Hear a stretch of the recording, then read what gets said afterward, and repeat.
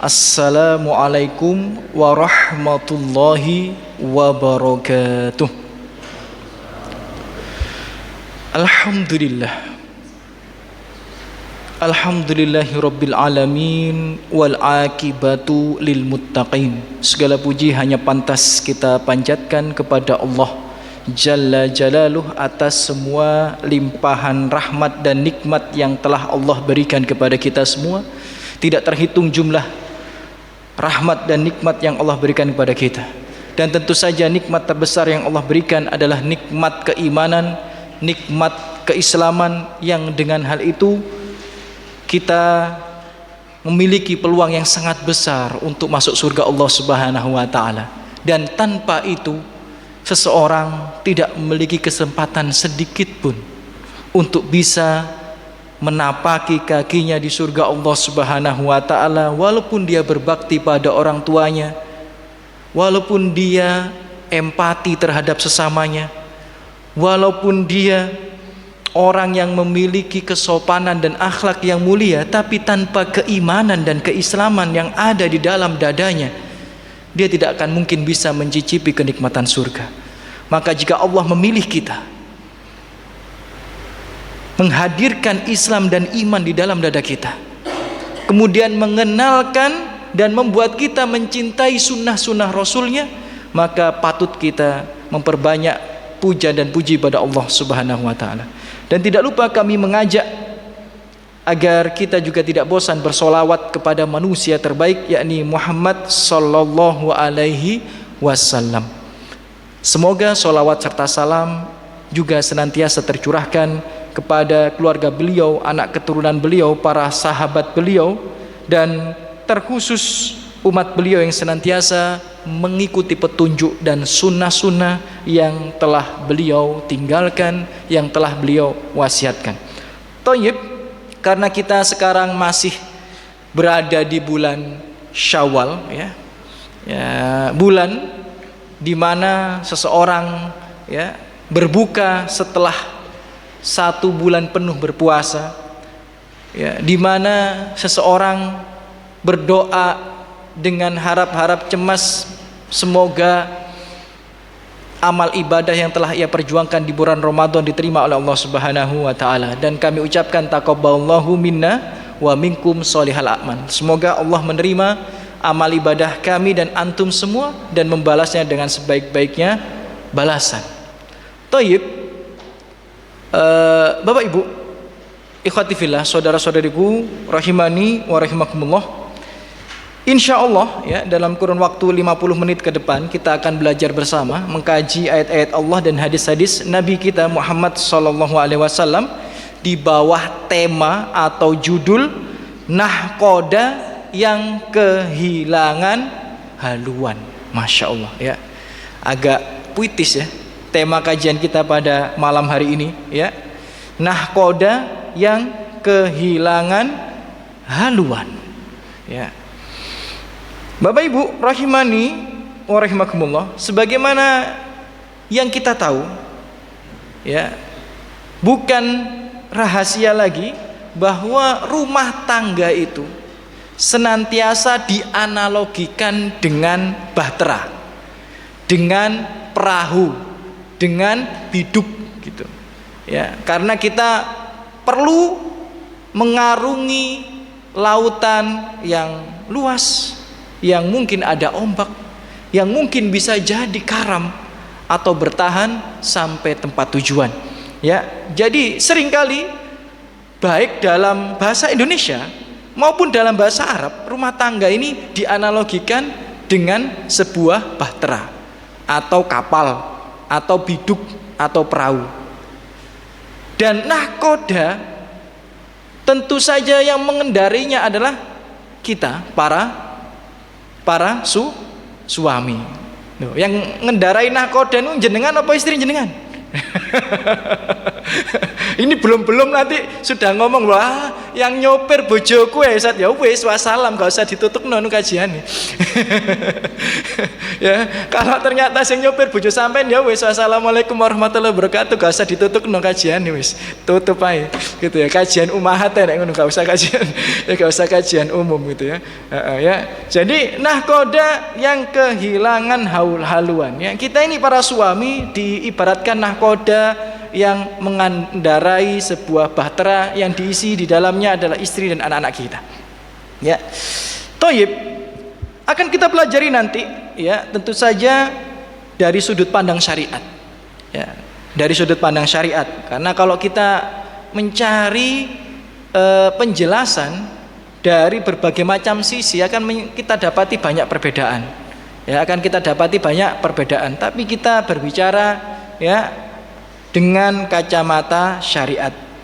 Akan kita bahas nanti misal diantaranya nahkoda yang kehilangan haluan. Kapan seorang nahkoda itu dikatakan kehilangan haluan?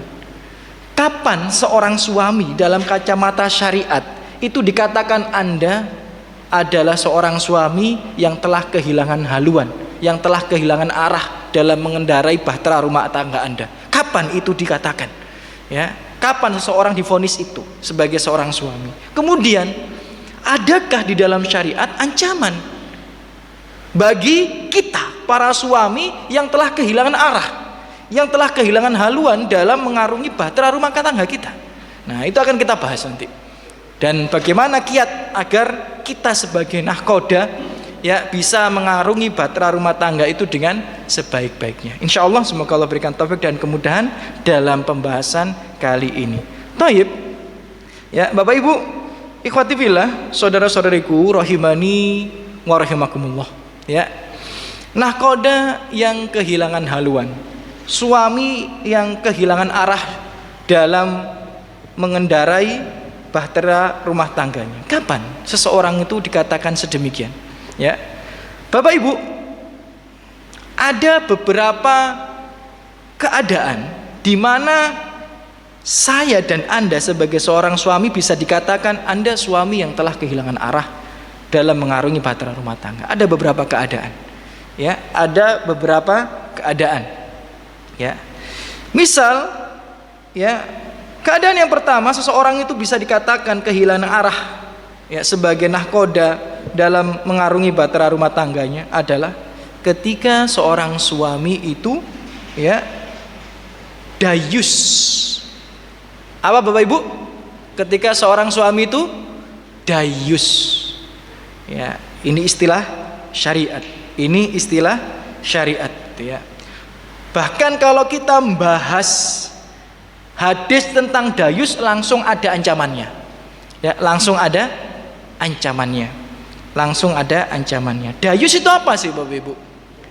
Ya. Bukan. Itu jasus itu namanya. Aduh, ya, tipis-tipis ya. Apalagi jas jus ya, bukan. Itu namanya minuman nanti ya. Ya. Kalau jasus itu orang yang suka memata-matai, itu jasus itu. Kalau dayus ya, itu ada beberapa pengertian. Ya, ada beberapa pengertian dari makna dayus. Misal, Imam Ad-Dahabi mengatakan makna dayus adalah seorang suami yang membenarkan keburukan yang terjadi pada keluarganya. Seorang suami yang membenarkan keburukan yang terjadi pada keluarganya, atau bahkan menganggap baik keburukan tersebut, atau bahkan menganggap baik keburukan tersebut. Itu namanya apa? Dayus. Ya. Makna yang lainnya daripada dayus adalah seorang suami yang tidak cemburu terhadap keluarganya. Itu juga dayus. Itu Ibnul Manzur ya, dan beberapa ulama yang lain. Oke, kita bahas sedikit-sedikit. Maksudnya seorang suami yang tidak cemburu pada keluarganya itu bagaimana sih Ustaz?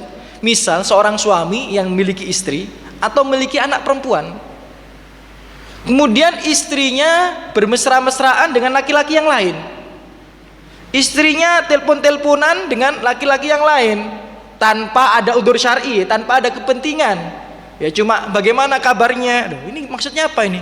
Ya kecuali ada kepentingan. Ya boleh nggak laki-laki dan perempuan ngobrol? Boleh.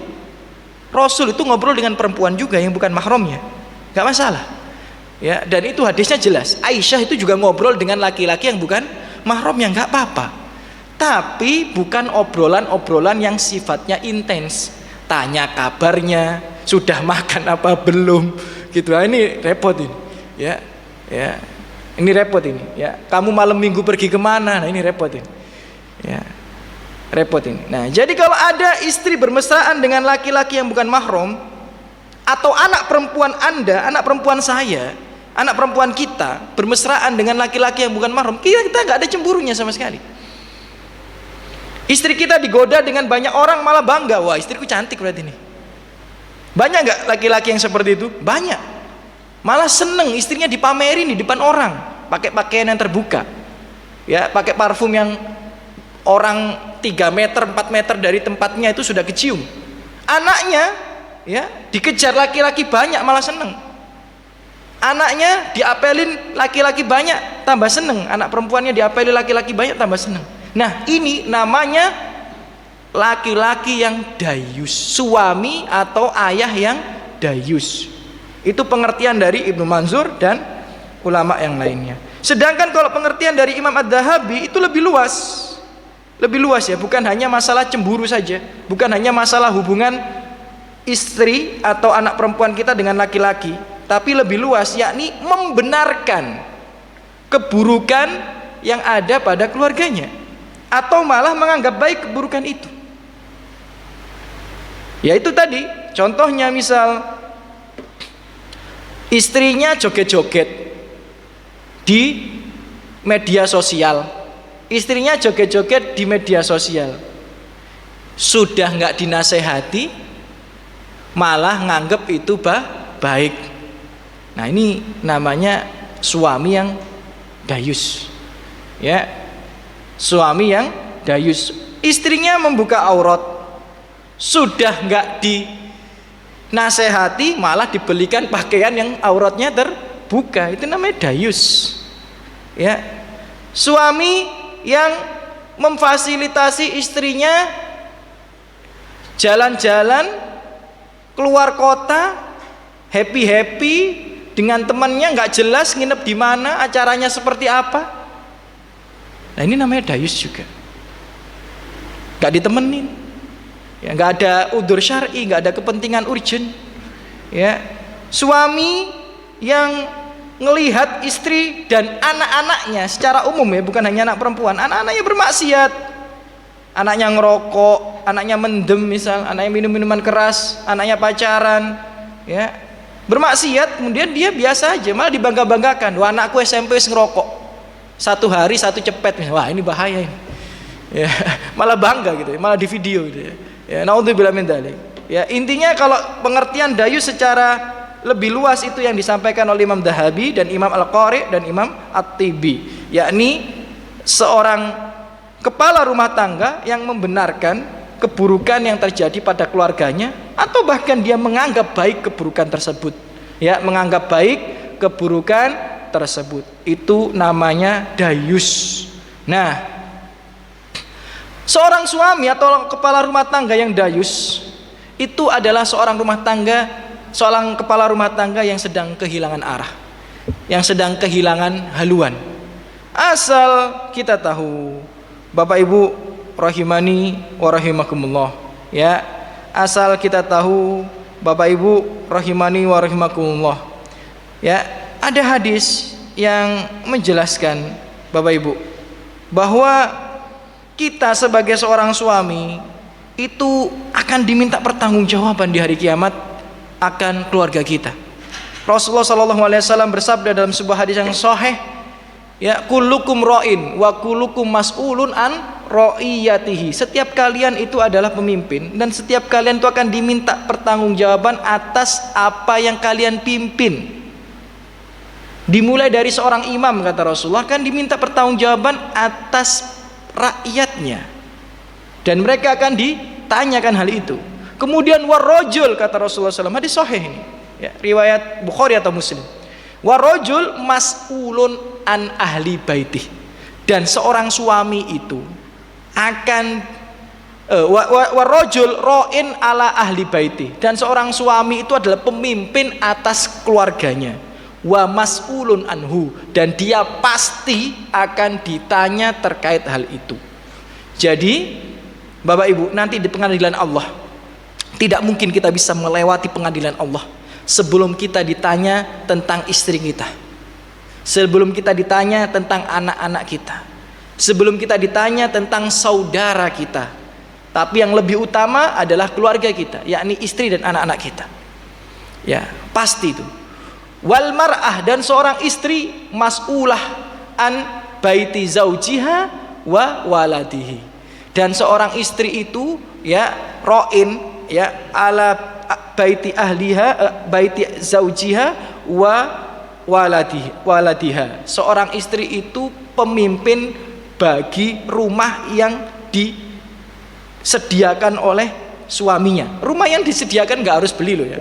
Ya, jadi rumah yang disediakan nggak harus beli. Yang penting suami menyediakan rumah ya. Kemudian istrinya tinggal di situ, maka istri itu adalah pemimpin di rumah itu. Ya, pemimpin di rumah itu. Dalam artian kalau suami pergi, siapa yang bertanggung jawab? Istrinya. Tidak boleh membiarkan orang masuk tanpa izin ya, dan tidak boleh membiarkan laki-laki masuk tanpa izin suaminya. Bahkan itu walaupun teman anaknya nggak boleh. Kadang-kadang kita ini meremehkan hal itu. Asal Anda tahu ya, anak Anda yang SMP itu sudah balik. Kalau punya teman SMP kemudian datang ke rumah Anda, masuk walaupun ada anak Anda, itu Anda nggak boleh loh ngizinin dia masuk. Boleh nggak seperti itu? Nggak boleh. Ibu nggak boleh. Lah terus bagaimana Ustaz? Harus dengan izin suami. Walaupun dia masih kecil, tapi kan masih kecil, tapi dia sudah balik. Kita kadang meremehkan hal itu. Kita nggak tahu akan hal itu. Kita nggak tahu akan hal itu. Ya, atau masyarakat kita nggak tahu akan hal itu. Ya, maka harus disosialisasikan dengan baik ya, informasi-informasi yang seperti ini. Dan seorang istri kan ditanya tentang anak-anaknya. Kembali lagi, jadi kita ini pemimpin rumah tangga, pemimpin istri dan anak-anak kita kan ditanya terhadap hal itu. Kemudian Rasulullah bersabda, Bapak Ibu rahimani wa rahimakumullah ya, Rasulullah Shallallahu Alaihi Wasallam bersabda dalam hadis yang sahih riwayat Nasai dan Ahmad, dikatakan ya, salasatun la yanzurullah azza wajal ilaihim yaumal qiyamah. Ada 3 golongan yang Allah itu tidak akan melihat wajahnya nanti di hari kiamat. Allah nggak mau melihat wajahnya, dan dia tentu saja tidak akan diberikan kesempatan untuk melihat wajah Allah Subhanahu wa taala. Siapa saja dia? Yang pertama, al-aqu liwalidayhi, orang yang durhaka terhadap kedua orang tuanya, nanti Allah nggak mau melihat wajahnya. Wal mar'ah al-mutarajjulah, seorang perempuan yang bersifat menyerupai laki-laki, itu Allah nggak mau melihat wajahnya juga. Jadi kalau adalah perempuan pakai pakaian laki-laki, atau bahkan dia nggak ngenain khimar, nggak ngenain jilbab, kemudian potong rambut pendek kayak laki-laki. Loh Ustaz, kalau istri kita pakai jilbab, pakai khimar, tapi rambutnya pendek, boleh apa tidak? Nah, saya tanya jenengan nih, ya. Istri kita nih di rumah, ya, pakai rambut pendek, tapi kalau keluar seluruh ditutup auratnya, boleh apa tidak? Boleh apa tidak? Nggak boleh. Anda belum tahu ya kalau seorang perempuan nggak boleh rambut pendek. Nah, yang jadi masalah adalah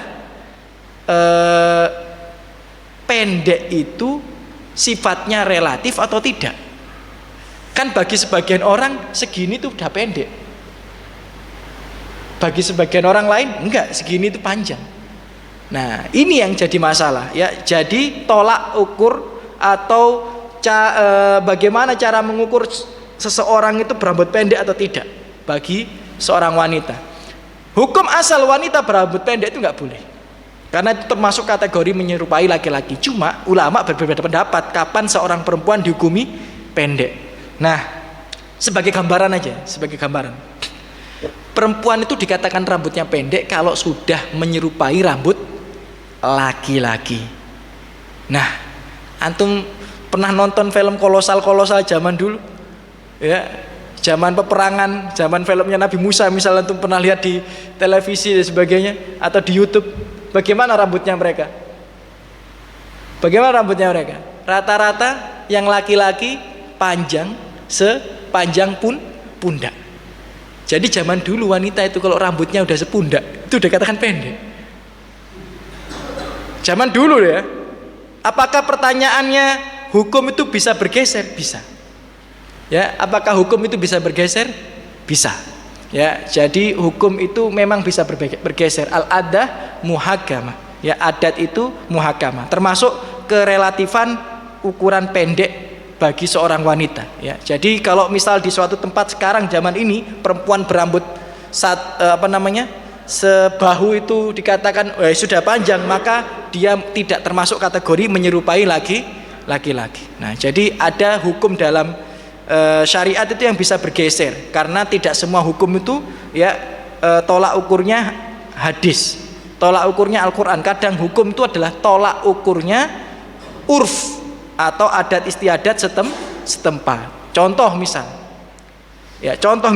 sunnah ya membagi waris itu adalah setelah usai masa berkabung, sunnahnya.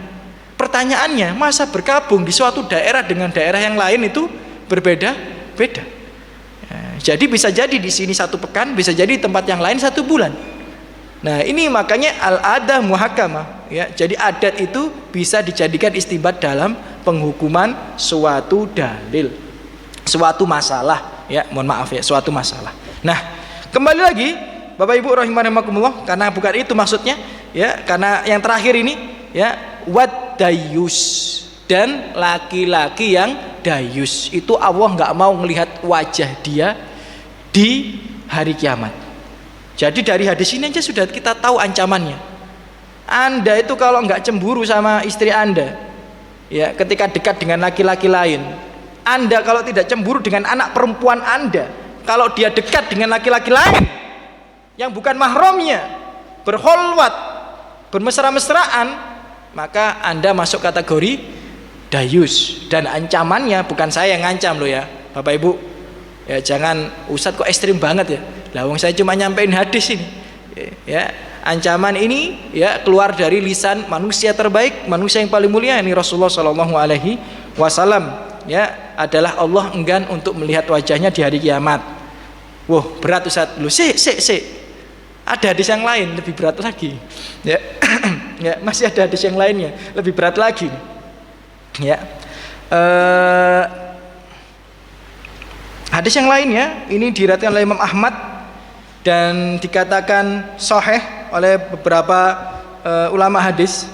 Ini lebih ekstrim lagi nih ancamannya ini. Ya.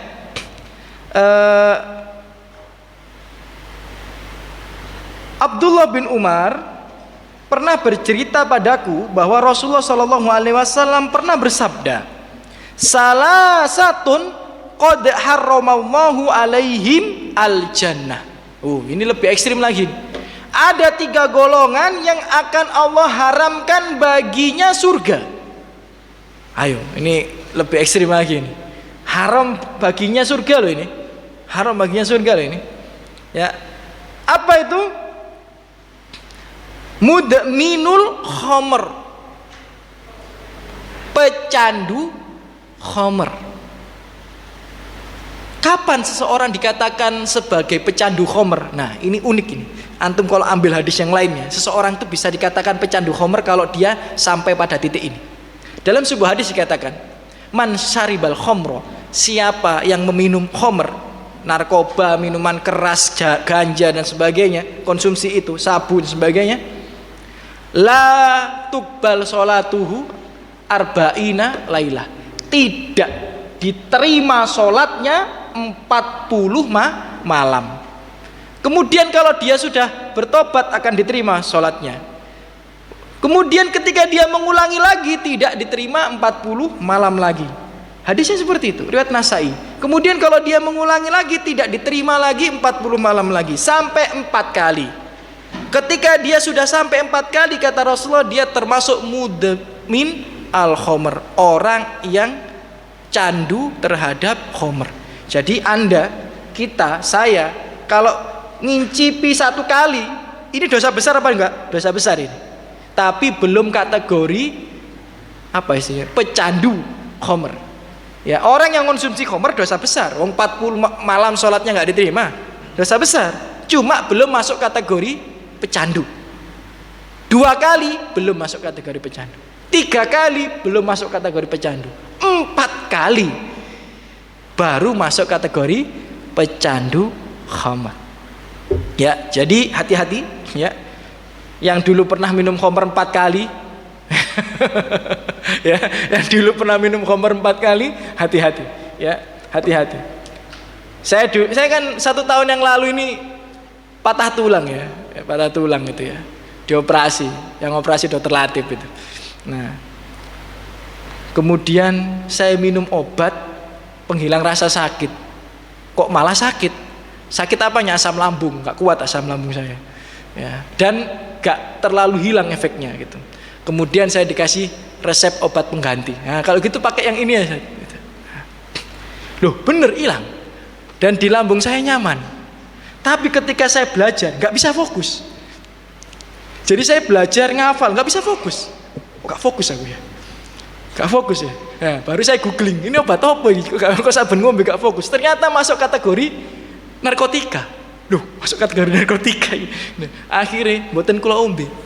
Jadi tak biarin sakit, biarin sudah sakit nggak usah minum ya. Jadi di rumah itu ada 4 strip itu obat itu, sampean kalau pengen mendem ya, ya mungkin makan itu 3 atau 4 bisa itu ya. Karena saya 1 nggak sampai apa namanya hilang akal gitu, paling cuma hilang rasa sakit, kemudian fokusnya kurang maksimal gitu ya, fokusnya kurang maksimal gitu ya. Nah itu terasa kok lah, saya kok ngafalnya nggak seperti biasa. Seperti biasanya tuh saya baca hadis 2 kali udah langsung hafal. Nah itu 2 kali, 3 kali, 4 kali kok belum hafal ini. Ada yang salah ini gitu. Nah terus tak pikir-pikir jangan-jangan ini ya, tak googling ternyata masuk kategori narkotika. Nah itu harus hati-hati ya, harus hati-hati. Dan ini yang saya sayangkan ya. Ini sedikit menyimpang nggak apa ya, untuk tambahan informasi, tambahan wawasan. Asal Anda tahu ya. Saya itu kemarin itu beli vitamin otak atau suplemen otak buat anak-anak ya kan. Suplemen otak buat anak-anak itu ya. Ada tulisan halal di situ, halal gitu ya. Ternyata udah terlanjur beli kan. Saya baca, saya tuh selalu biasa gitu ya, kalau beli obat, beli suplemen, beli apa, harus baca apa namanya kandungannya itu apa gitu kan. Nah ternyata saya baca itu mengandung alkohol kurang dari 1%. Nah, mengandung alkohol kurang dari 1%. Ini ya, memang kalau di label MUI ya, fatwa MUI loh ya ini ya. Ini fatwa MUI loh ya. MUI di negara kita ini, alkohol kurang dari 1% itu halal. Itu fatwa apa? MUI. Tapi kalau kita belajar fatwa Lajnah Daimah MUI-nya Saudi, walaupun kurang dari 1% tetap haram. Selama itu bukan darurat ya. Kalau alkohol itu diambil dari alkohol murni, atau intinya bukan masuk dalam kayak tape, itu kan ngandung alkohol gitu ya. Sebagian buah itu ngandung alkohol, itu tidak haram. Kenapa? Karena dia memang dari awal mengandung alkohol, bukan dipisah. Alkoholnya dipisah kemudian dimasukkan ke dalam obat pencampuran itu tadi, pencampuran obat itu. Itu kalau Lajnah Daimah, bukan saya, ini saya hanya mengutip. Lajnah Daimah MUI-nya Saudi ya. MUI Saudi kan punya MUI juga ya, namanya Lajnah Daimah. Itu nggak boleh. Ya, tapi MUI Indonesia boleh, halal gitu ya. Nah itu kemudian saya datang ke apotek, saya minta ganti obat, dalam artian ada nggak obat lain yang nggak ngandung alkohol, yang suplemen otak anak itu ya. Ternyata saya tanya semuanya, dok, semuanya mengandung alkohol gitu ya. Ya kurang dari 1%. gitu ya. Khusus yang suplemen anak itu ya, yang untuk otak gitu ya, untuk tumbuh kembang dan lain sebagainya gitu ya. Itu khilaf ulama ya Bapak Ibu ya. Anda kalau ikut fatwa MUI monggo silahkan, tapi kalau Anda ikut fatwa Lajnah Daimah itu tidak diperbolehkan. Ya, Anda kalau ikut fatwa MUI silahkan nggak apa-apa, tapi kalau Anda ikut fatwa Lajnah Daimah Anda harus berhati-hati, itu tidak diperbolehkan. Dan Anda mengkonsumsi khamr 4 kali ya itu sudah termasuk mudmin khamr. Ya, pecandu khamr. Ingat ya, yang dilaknat Allah, yang diharamkan masuk surga itu pecandu khamr, gak harus mendem. Saya ulang sekali lagi ya. Jadi Anda itu nggak harus mendem supaya untuk diharamkan untuk masuk surga, nggak harus mabuk. Yang penting Anda menikmati itu 4 kali, Anda sudah dilarang untuk masuk surga. Anda menikmati itu 4 kali, Anda dilarang masuk surga. Lihat film-film Korea itu, biasa minum-minum ya, minuman keras yang berasal dari apa namanya, fermentasi beras, fermentasi apa itu minuman keras. Ya, dan banyak diminum oleh teman-teman kita yang suka dengan drakor dan sebagainya. Itu nggak boleh ya, walaupun nggak mabuk, karena yang dimaksud itu adalah minum 4 kali, nggak harus mabuk. Lanjut gitu ya, bukan di situ titik poin kita. Kemudian kata Rasulullah SAW, orang yang diharamkan untuk masuk surga adalah wal aqa, orang yang durhaka kepada orang tuanya ya, sampai Rasulullah ulang berkali-kali dalam hadis-hadis yang berbeda. Jadi berhati-hati. Kemudian yang nomor 3, wad dayus, dan seorang laki-laki yang dayus. Ya, kembali lagi makna dayus ya, seorang suami yang tidak cemburu anak sama istrinya dekat dengan laki-laki yang bukan mahram secara intens. Ya, seorang suami yang ridho dengan kemaksiatan istri dan anak-anaknya, bahkan bangga dengan kemaksiatan itu masuk kategori dayus. Dan dia Bapak Ibu rahimakumullah, selain Allah nggak mau melihat wajah dia di hari kiamat, Allah juga mengharamkan dia untuk masuk surga. Na'udzubillah min dzalik. Jadi hati-hati ya Bapak Ibu rahimani wa rahimakumullah ya, berhati-hati ya akan bahaya dayus itu ya, karena dayus itu ya cukup besar ya, apa namanya, ancamannya itu sangat cukup besar ya di dalam hadis-hadis Nabi Muhammad SAW. Itu keadaan yang pertama, seorang laki-laki, seorang suami, seorang ayah dikatakan hilang haluan, hilang arah dalam menahkodai bahtera rumah tangganya, yakni ketika dia dayus ya. Kemudian ada nggak keadaan yang lainnya Ustadz? Seseorang itu dikatakan kehilangan arah, kehilangan haluan dalam menahkodai bahtera rumah tangganya. Ada. Keadaan yang kedua adalah ya, ketika seorang suami atau seorang ayah tidak mengajari istri dan anak-anaknya dalam urusan agamanya, tidak mengajari istri dan anak-anaknya dalam urusan agamanya, itu dikatakan dia telah kehilangan haluan, kehilangan arah dalam menahkodai bahtera rumah tangganya. Allah Subhanahu wa taala berfirman di surat At-Tahrim ayat yang nomor 6, ya ayyuhalladzina amanu, wahai orang yang beriman, ku anfusakum wa ahlikum nara, jagalah diri kalian dan keluarga kalian dari siksa api neraka. Kemudian banyak para ulama, termasuk bahkan sahabat Ali bin Abi Thalib radhiyallahu anhu, makna daripada menjaga diri kita dan keluarga kita dari siksa api neraka itu apa? Adibuhum au allimuhum wa adibuhum. Ajari mereka dalam urusan agamanya, ajari mereka dalam urusan agamanya, dan ajari mereka memiliki adab dan akhlak yang baik. Ajari mereka memiliki adab akhlak yang baik. Ingat wahai para suami, ketika Anda menggenggam tangan wali nikah dari istri Anda, di saat itu amanah sudah dibebankan kepada Anda. Di saat itu amanah sudah dibebankan kepada Anda, amanah saat itu.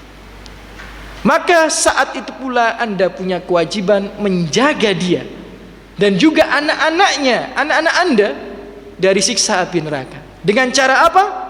Dengan cara mengajarinya ilmu agama dan juga mengajarinya akhlak dan adab yang baik. Itu tafsir dari Ali bin Abi Thalib.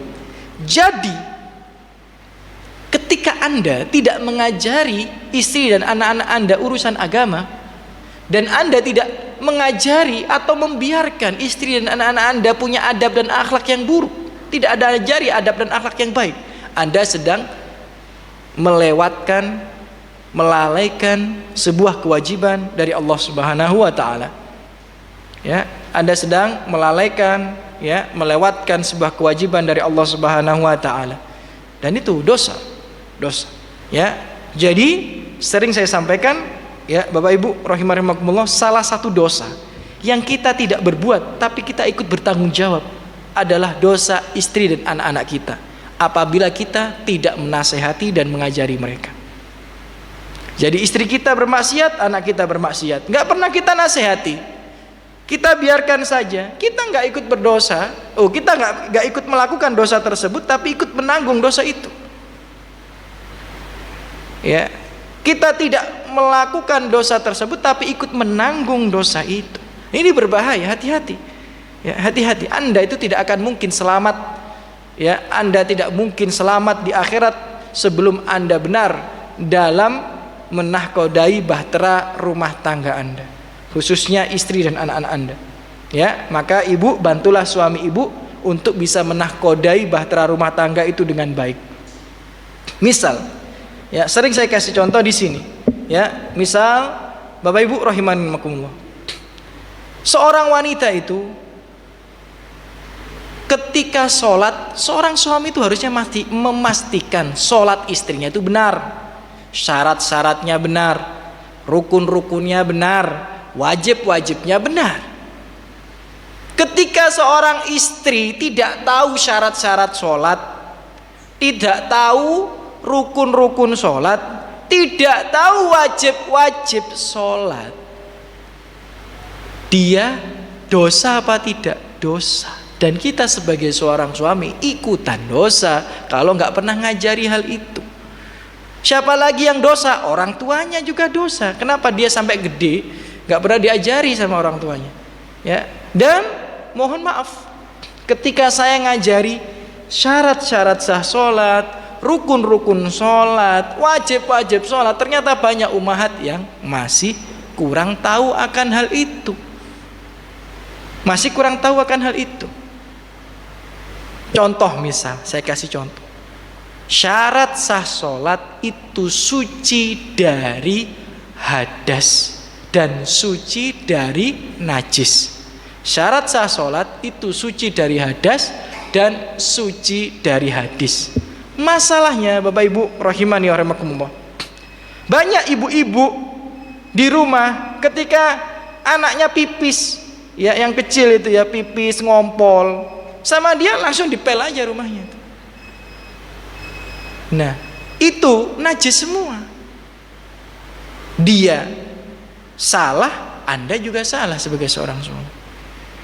Nah, harusnya bagaimana? Dikeringkan dulu, disiram dengan air, baru dipel. Karena kalau najis itu langsung Anda pel, malah kemana-mana najisnya. Jadi Anda keringkan dulu, pakai lap, pakai tisu. Ya, kalau tisu kebanyakan nanti pakainya pakai lap, kain dan sebagainya. Udah kering, baru disiram air. Nah, baru dipel. Ini bersih dari najis ini. Tapi kalau langsung dipel, ya nggak bisa. Ya, kalau langsung dipel tidak bisa. Ya, jadi bahkan nih, mohon maaf ya, mohon maaf kalau kalimat kami kurang sopan. Tai kucing misal, kotoran kucing atau kotoran anak Anda jatuh ya karena diare misal, jatuh ke ubin, itu dilap, set, kemudian langsung dipel, ini najis dong. Habis dilap, disiram air, set, hilang najisnya, baru dipel. Lah ini istri Anda nggak paham nih, dosa nggak dia? Ya dosa lah. Kenapa dia nggak belajar tentang toharoh? Belajar tentang toharoh itu hukumnya wajib. Lah Anda sebagai seorang suami nggak ngajari istri Anda toharoh, ya dosa pisan Pak. Lah ibu bagaimana supaya suaminya nggak dosa? Ya ibu bisa belajar tanpa disuruh suami. Nah itu meringankan beban suami. Nah istri solehnya ngoten bu. Jadi jenengan datang ke pengajian belajar, yang suami ini mau dosa gak jadi dosa gitu ya. Padahal yang punya kewajiban memahamkan Anda urusan agama siapa? Suami Anda. Ustadz Anda nggak wajib. Ya, suami Anda ini wajib memahamkan Anda urusan agama. Tapi kalau Anda budal dewe, ngaji dewe, ngerti dewe, suami Anda gak jadi dosa gitu. Jadi itu meringankan beban suami. Istri Anda kalau ngaji ya Anda bersyukur, karena itu meringankan beban Anda gak jadi dosa gitu. Anda gak jadi dosa. Tapi kalau ini tadi, ini misal loh ini ya, ini misal. Kalau Anda gak paham akan hal ini, istri Anda gak paham akan hal ini, dosa Anda. Dosa Anda. Ya, kita dosa sebagai seorang suami. Ya, kita dosa sebagai seorang suami. Ini baru satu poin, belum poin-poin yang lain. Ya, ini baru satu poin, belum poin-poin yang lainnya. Ini contoh saja. Ya, jadi dalam sebuah tafsir, ya, tafsir As-Sam'ani dikatakan, ya, innal mar'ata la tukhasim zaujaha indallahi yaumal qiyamah. Seorang wanita itu akan mendatangi pengadilan suaminya di hari kiamat. Datang dia. Setelah datang ke pengadilan suaminya, dia akan melaknat suaminya, menjelek-jelekkan suaminya, merendahkan suaminya di hadapan Allah. Di hadapan Allah loh dijelek-jelekkan. Malu dong kita. Kita sebagai seorang suami dijelek-jelekkan di hadapan temennya, malu. Bagaimana nanti kalau kita dijelek-jelekkan, dilaknat sama istri sendiri di hadapan siapa? Di hadapan Allah. Tambah malu lagi. Kenapa itu terjadi? Fatakul, wanita ini berkata, karena la yu'addibuni wa la yu'allimuni syai'. Ya Allah, dulu di dunia ini laki-laki ini nggak pernah ngajari aku adab dan akhlak yang baik. Makanya aku adabnya gak baik. Karena suamiku nggak pernah ngingetin. Harusnya kan diingetin, Dek, yang, Beb, terserah jangan manggil apa gitu ya. Ya. Yang seperti ini tuh adabnya nggak bagus. Ya, kalau bertingkah laku itu harusnya seperti ini. Ya, ucapan yang seperti ini tidak bagus. Harusnya kalau berucap seperti ini. Itu kewajiban siapa? Kewajiban kita sebagai seorang suami. Anda, Dek, ya, kalau kepada orang tua harusnya seperti ini. Anda kalau harus kepada tetangga harusnya seperti ini. Itu kita loh ya. Ya. Kalau Anda dapat istri yang sudah bagus adabnya, itu meringankan beban Anda sebagai seorang suami gitu ya. Meringankan beban Anda sebagai seorang suami. Kemudian la yu'allimuni syai', dia gak ngajari aku apa-apa dalam urusan agama. Gak ngajarin aku dia dalam urusan agama. Kana ya'tini bi khubzin suq, kata dia. Ya Allah, dulu laki-laki ini di dunia cuma ngurusi perutku aja supaya kenyang dengan roti-roti yang ada di pasar. Maka kata para ulama dalam riwayat ini menjelaskan, laki-laki tersebut selama di dunia nafkahnya terpenuhi. Nafkahnya terpenuhi ya kepada istrinya. Ya, mungkin dia dikasih rumah karena istrinya nggak pernah komplain terkait hal itu. Ya, dikasih makan, dikasih baju, nggak pernah kelaparan, kebutuhannya terpenuhi. Tapi nggak pernah diajarin adab dan akhlak, nggak pernah diajari ilmu agama. Maka dia bodoh dalam urusan agamanya hingga bermaksiat karena hal itu. Saya kasih contoh ini, saya kasih contoh Anda ini ya. Nih, ya dokter itu yang sering ke rumah sakit mungkin ya. Dok, kalau di rumah sakit itu banyak orang ya tiba-tiba tayamum. Harusnya di rumah sakit itu ada pemuka agama ya gitu ya, ngajari bagaimana tata cara ibadah orang sakit. Duh, ini serius ini. Banyak orang sakit kena luka bakar, banyak orang sakit patah tangan, patah kaki dok. Karena saya kan kemarin di rumah sakit juga. Apa yang mereka lakukan ketika sholat? Tayamum. Padahal aturannya nggak gitu. Anda itu kalau kena luka bakar, kemudian diperban, apa yang Anda lakukan? Wudhu. Kemudian pas luka bakarnya itu, ya kan, nggak dikasih air. Ya, tangan Anda yang basah itu Anda gini-gini kan sampai nggak ada sisa airnya sama sekali, Anda usapkan. Udah selesai. Itu tata cara bersuci bagi orang sakit. Bukan tangannya patah pakai gips kemudian tayamum, kakinya patah pakai gips kemudian tayamum. Banyak nggak orang nggak paham akan hal ini? Banyak. Kalau yang nggak paham hal itu istri Anda. Kalau yang nggak paham hal itu anak Anda, dia dosa nggak? Dosa karena nggak belajar toharoh yang benar. Kemudian kita sebagai suami, kita sebagai orang tua, ya dosa juga. Kebetulan kalau istri Anda ngaji kemudian tahu akan hal itu, Anda alhamdulillah bersyukur. Ya. Jadi meringankan beban Anda sebagai seorang suami. Makanya sing bojo-bojone ngaji kuwi bersyukur ya. Karena udah paham akan hal ini gitu ya. Kalau belajar fikih di pengajian, belajar akidah di pengajian, alhamdulillah. Ini sebagai contoh. Betapa banyak orang nggak paham agama, padahal ini urusan urgent nih. Toharoh, sholat itu urusan yang sangat urgent. Ya, dan kita kalau tidak mengajari hal itu akan termasuk ya orang yang kehilangan arah, kehilangan haluan dalam menahkodai bahtera rumah tangganya. Kemudian yang ketiga, ya, kapan keadaan seseorang itu dikatakan kehilangan arah, kehilangan haluan dalam menahkodai bahtera rumah tangganya? Yang ketiga adalah ketika dia menafkahi anak dan istrinya dengan harta yang haram. Ya, menafkahi anak istrinya dengan harta yang haram. Ya, Bapak Ibu rahimani wa rahimakumullah. Ya, Bapak Ibu rahimani wa rahimakumullah, tidak diragukan lagi bahwa seorang suami itu wajib memberikan nafkah kepada istrinya. Ya, seorang suami itu wajib memberikan nafkah kepada istrinya. Dalilnya kebanyakan kalau kita sebutkan semua. Ya, dalilnya kebanyakan kalau kita sebutkan semua. Misal di dalam Al-Qur'an surat Al-Baqarah ayat 233, wa alal mauludi lahu rizquhunna wa kiswatuhunna bil ma'ruf. Terhadap istri-istri kalian yang melahirkan anak-anak kalian itu, kalian wajib ya memberikan makan, memberikan pakaian kepada mereka dengan cara yang baik. Ya, dengan cara yang baik. Ya. Kemudian dalam hadis, ya, dalam hadis yang sahih, hadis riwayat Muslim, Bapak Ibu, ya, Rasulullah juga bersabda, walahunna alaikum rizquhunna wa kiswatuhunna bil ma'ruf.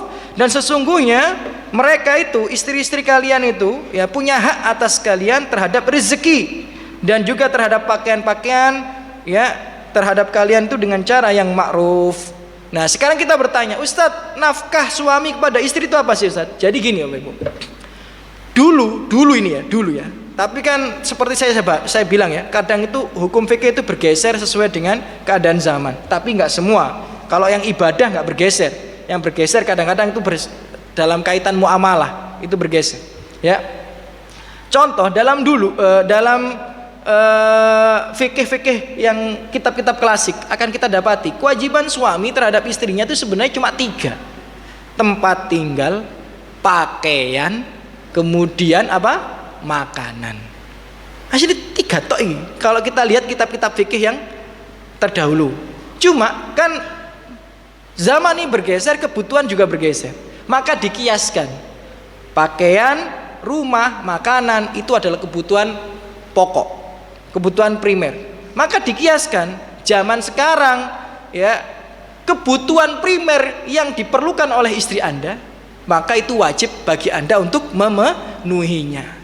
Sing repot nek bojo sampean ngomong, lho Ustaz, kebutuhan pokokku mobil. Oh, repot sampean. ya, Ustaz, kebutuhan pokokku tuh rumah 1M, repot dhewe sampean ke akhir ya kan. Nah, jadi kebutuhan pokok ya, yang secara umum ya, secara umum. Nah, jadi itu nafkah. Tapi ingat, setiap Allah menjelaskan nafkah, Rasulullah menjelaskan nafkah selalu dengan kata bil ma'ruf, dengan cara yang baik. Di antara makna dengan cara yang baik itu adalah yang halalan thayyiban, yang halal dan baik. Jadi ketika Anda menafkahi istri Anda, anak Anda dengan harta yang haram, maka Anda sedang kehilangan haluan dalam menahkodai bahtera rumah tangga. Hati-hati ya, yang haram itu banyak. Ya, yang haram itu banyak, apalagi zaman sekarang. Ya, apalagi zaman sekarang haram itu gak karu-karuan akeh. Ya. Jadi hati-hati. Anda itu ketika memberikan nafkah yang haram, Anda berdosa. Ketika Anda memberikan nafkah yang halal, Anda mendapatkan pahala. Setiap suapan yang dimakan istri kita, setiap suapan yang dimakan anak kita, itu nilainya sedekah, kata Rasulullah SAW. Ya. Tapi ketika suapan ini adalah dari harta yang haram, Anda harus siap-siap mempertanggungjawabkan hal itu di hadapan Allah di hari kiamat. Loh Ustadz, misalnya sebagai ibu-ibu nih, sebagai anak, Ustadz, aku ini tadi bojo nek tadi seorang istri, kalau suamiku ini kerjanya haram bagaimana? Ustadz, saya sebagai anak, kalau ayah saya kerjanya haram bagaimana? Ini kalau jenengan ambil pendapat para ulama, ini pendapat ya, bukan dalil ya. Ulama beda pendapat. Ada yang mengatakan seorang anak itu boleh menikmati nafkah haram dari orang tuanya sampai dia bisa mencari nafkah sendiri. Dalam artian apa? Kategori ini itu adalah ar-rusdi. Orang itu ya kalau sudah bisa membedakan baik dan buruk, tahu cara nyari uang, ya, kemudian tahu celah-celah kebangkrutan, ya, maka dia sudah nggak boleh ngambil atau menikmati nafkah haram dari orang tuanya. Kayak Syekh Albani mengatakan anak itu kalau sudah lulus SMA itu wis dikatakan rusdi. Berarti kalau bapak sampean itu kerjanya haram, Anda itu nggak boleh kuliah dengan harta orang tua. Ini pendapat siapa? Albani ya. Pendapat siapa? Albani rahimahullahu taala. Jadi hati-hati dengan nafkah yang haram ya. Dalam hadis ya dikatakan la yadkhulul jannah jasadun gudiya biharam. Tidak masuk surga jasad yang tumbuh dari harta yang haram. Ya, hati-hati Bapak Ibu ya. Kadang-kadang haram itu datang karena sengaja dan kadang-kadang haram itu datang dengan tidak sengaja. Ya, hati-hati dengan haram yang tidak sengaja. Ya, gratifikasi itu haram. Hati-hati. Ya, Anda sebagai seorang pegawai mendapatkan hadiah dari orang-orang yang mendapatkan jasa Anda padahal Anda sudah digaji, itu haram. Ya, hati-hati dengan hal itu ya. Dan hal-hal yang lain yang tidak bisa kita sebutkan semua. Intinya haram itu ada yang sengaja diambil, ada yang nggak sengaja diambil. Hati-hati. Anda ngutangi orang nih 5 juta semayan ya, minggu depan dibayar ya, jatuh temponya minggu depan. Kemudian minggu depan dia bilang maaf mas, ya maaf akhi, gak iso bayar aku, ya ditunda ya, menunggu tanggal tua, nunggu gajian. Oh ya nggak apa-apa ya, tapi dia datang sama bawa bakso. Nah bakso ini haram nih ya, jadi bakso ini itu riba ya. Jadi Anda mengambil manfaat dari hutang yang Anda berikan kepada orang lain, itu riba. Anda bilang ada orang hutang ke Anda, mas aku hutang 5 juta ya, yes gak apa-apa, tapi aku ternonang terminal ya, aku ternonang bandara ya, ya jasa nganterin ke bandara sama ke terminal ini, ke stasiun, haram. Jadi riba itu nggak harus uang, riba itu bisa jadi jasa, bisa jadi makanan dan sebagainya. Maka hati-hati ya, ingatlah ya wahai ummahat, nasihatilah suamimu karena nasihat darimu ya, kekuatan darimu itu sangat luar biasa untuk mendukung suamimu mencari harta yang halal. Lihatlah seorang wanita salaf mengatakan iyyaka wa kasbil haram ya. Beberapa wanita salaf itu sebelum suaminya pergi itu diantar di depan rumah, dipegang tangannya, kemudian mengatakan wahai suamiku, jauhilah darimu penghasilan yang haram. Fa inna nasbiru alal ju' wala nasbiru alan nar. Sesungguhnya kami masih bisa bertahan, bersabar atas kelaparan, tapi sesungguhnya kami tidak bisa bersabar atas pedih dan siksanya api neraka. Kemudian dilepas tangan suaminya. Itu kebiasaan wanita salaf. Kebiasaan wanita sekarang ojo mulai nek gak nggo duit.